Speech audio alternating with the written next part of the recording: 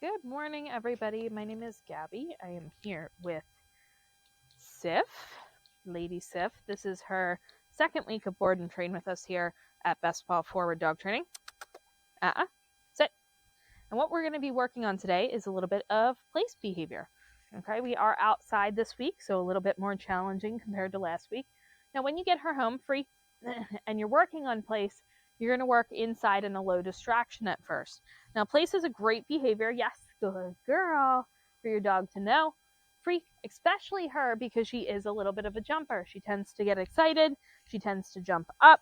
So we want to make sure that she is not doing that, right?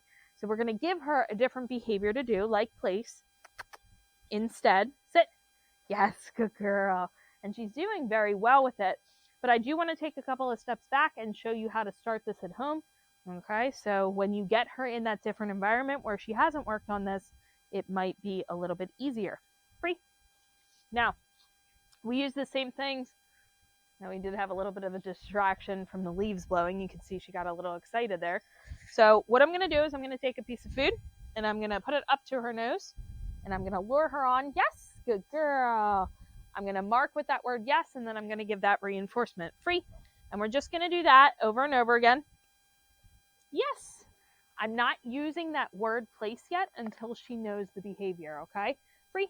So if I say place, I want to make sure she's going to place, right? So we get that behavior down first. We lure. Yes, good girl. We give that reinforcement. And then we free her. Free. Now, some other things that you can use place for at home besides her jumping. Sit. Is if she gets under your feet when you're cooking, you can put her on place. So there she's jumping up. What I'm going to do is I'm going to step on that leash. Good girl. She's going to go into that sit. I can send her to place again. Sif. Sit. Good girl. Yes. That's exactly what I want to say. But you can use it when you're cooking in the kitchen. You can use it if you have guests coming over and you don't want her to jump up on the guests. You don't want her to run out that door, right? So place can be a safe place for your dog to stay while you're opening it and closing that door. You can use place for many different reasons. It can just be a spot where your dog just kind of hangs out and settles. You can use a place like this. You can use a dog bed. You can use a spot on the carpet. You can use like a spot of carpeting. You can use a towel. You can use anything as place, but you want to make sure you practice on that. Yes, good girl.